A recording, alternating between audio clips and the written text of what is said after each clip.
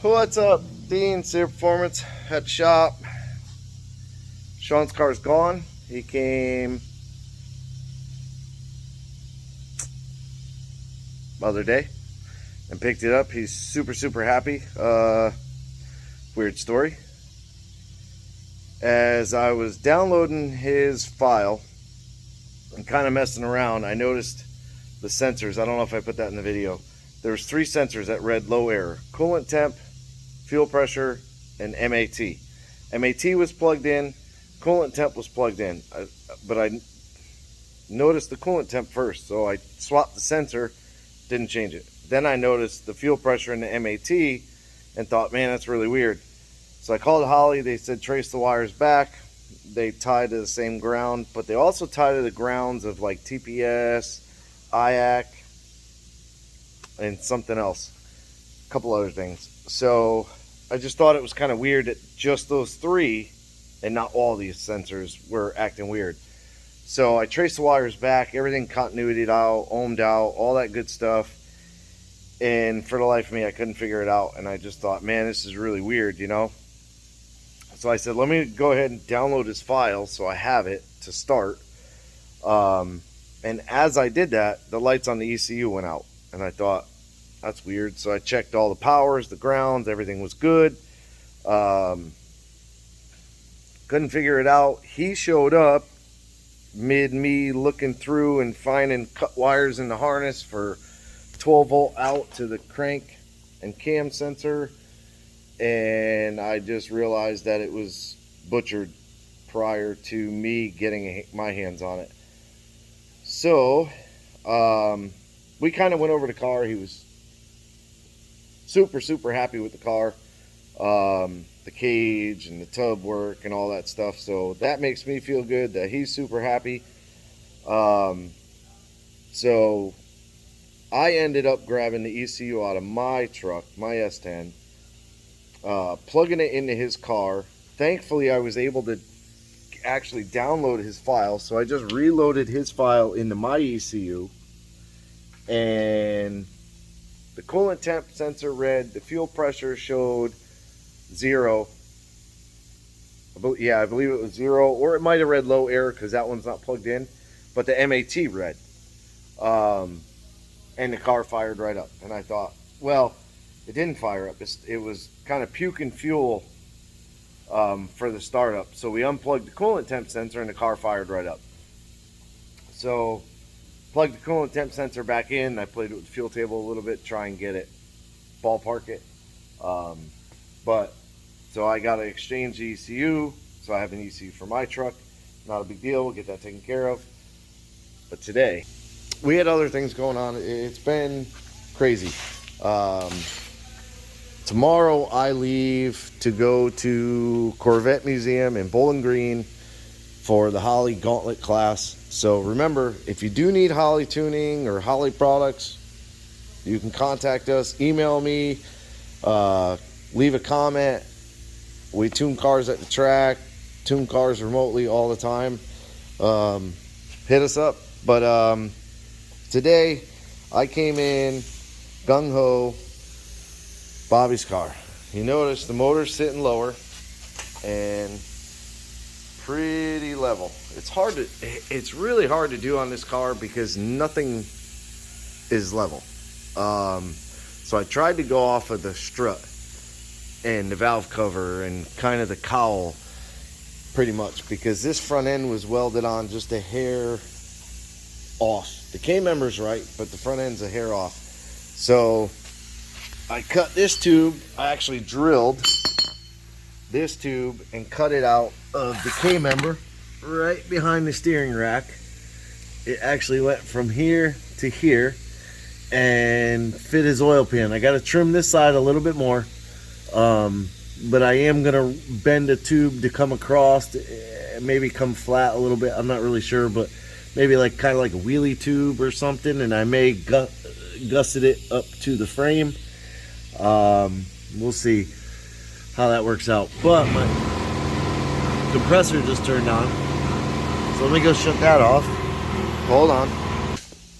Okay, so my main goal for today was to get the K-member cleaned up where I cut the tubes off from right up in here. I still got to do a little cleanup on that side where this tab was for the motor mount. It didn't come off on this side. It's over here, so I got to clean that up on that side. But I wanted to get the motor mounts done today, so I had these plates water jetted, these mid plates, those mid plates, and I reused his motor plate, cleaned it all up, got it all in there, and just started cutting and putting bars. My main goal is that where this pan flares way out, I don't want him to have to kind of junky the motor up and through. So that plate you can see is way out here, the pan's way over there. This plate is almost directly under the damn header right there, but the oil pan you could see, yeah, you can see the header better than you can see the oil pan. Let me see, can we zoom in? Yeah, there's the edge of the oil pan, and there's the plate. So if you were to take from this piece off to over here, this section, you just pull the motor completely straight up and out. It doesn't have to do any kind of wiggle woggle, whatever you want to call it. But yeah, so I got that tube coming off straight. I'm going to, on this side, gusset off the top because the header, I had to accommodate, oh, that's ground. I had to accommodate the header, so I had to move the plates on the motor angle up. So I cut the angle on that tube to come as straight out as I can. And then you can sort of almost, yep, you can see how much space there is. There's like 1/8 of an inch under the header for this tube, or for these plates. So the two sides are different, but they're the same essentially. And then I ran this down on an angle, and then that gusset runs down to the bottom. So do I really need a tube going across? I don't think so, but I'm gonna put it, being that I have the gussets and everything. That side's done. I gotta put some paint. This side, same thing, straight out, as straight out as I can, down to the frame. This is what I'm saying, they're different on both sides. This one's longer and more of an angle down to the frame, and then that gusset there runs almost straight up. So it's all done. Kept all the hoses and everything away from what I was welding, which should, it's a little bit hot still on the plate, so I don't want to drop that hose down, but I should, and we'll do this together. So if I totally screw it up, it's Jeff's fault. Should plug in the hoist. Well, let's watch. The car is going down, not the motor. Oh. And now you can see the motor is solid actually in the car.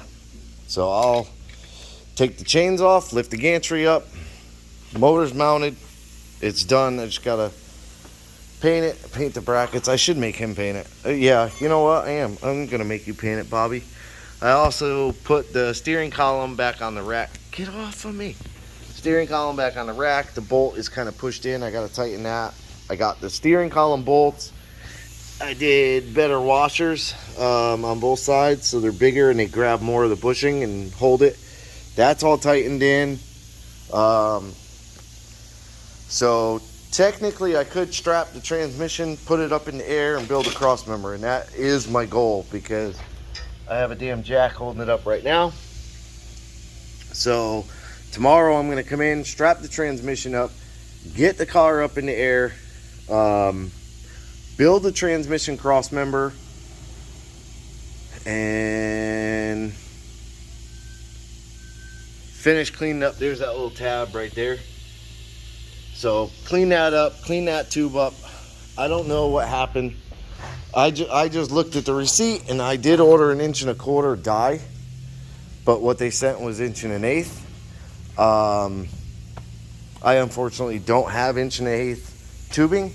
I have 1 1/4 inch tubing, which is what I used for, it's all chromoly, the 1.25 and 3/4 inch tubing. It's all chromoly for the motor mounts. So I do have plenty of 3/4. I'm not going to use 3/4, but I have a little bit of 1.25 left, and then I have this piece here of 1.5 5/8 technically, with that bend I put in it.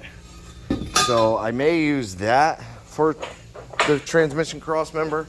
I'm not 100% positive, but I have the bushing cups. Man, this place is a mess. I have the bushing cups all ready to go. I do have to clean some more of the paint and stuff off of them, but they're ready to go. All the bushings are there, the spacers are there, so all that's ready to go. It shouldn't take me long. I only have a few hours tomorrow, so I'm really hopeful that I can get his transmission cross member done. I believe I can. That way there I could get his car up in the air. I acquired a freaking steel rack. I don't know why, but I acquired it. So that's that. Truck, nothing but trouble. For anybody out there, if you're gonna have somebody do any kind of build for you, turbo, twin turbo, whatever it may be, research these people, find out what they've done, go and look at the cars they've done. They shouldn't have an issue. They should still be friendly with the people that the cars they've built. You know, it amazes me that there's trusting people that just get taken for a ride. It doesn't amaze me anymore. But it hurts knowing that there's idiots that have no clue what they're doing. I mean, that truck, I spent all day yesterday just to get it to idle between me and Ben. And once we got it to idle and he had figured out that every code had been shut off more or less, once he reset the codes to come on, we got camshaft position codes, O2 sensor codes, all kinds of stuff. That shitbag tuner, the same one that tuned the Trailblazer, instead of correcting the issues, he just band-aided them by deleting the codes out. Also, the owner of the truck paid for them to put in a 3-bar map sensor that they told him he had to have, and this is the sensor they put in, 12644228, which if you look it up is a factory 1-bar sensor off that truck. It is the sensor that came in that truck. It will not work for boost, so they basically set him up to blow his motor up, which is something that Ben had said was, it's amazing to me that this truck hasn't blown up. I said me as well. So we're working on it. I got the new injectors in there. They're Snake Eater 850cc injectors. He got those worked out. Like I said, it starts and idles. It's not great. It takes forever to start. It's got the long crank from the cam position. So I have to look at that when I come back. I'm not looking at it before I leave because it's a nightmare. Bobby's car is going to come along easy because I'm custom making everything and I'm damn good at it. Don't care what you say. But anyways, that's it for this video. Rambling on. I'll make one last video for Bobby tomorrow. Not last, but before I leave. I'll be gone for 8 days. When I come back, we will be getting after it hard. So I appreciate you watching. Like, subscribe, hit the bell to be notified, leave me a comment. Have a good day.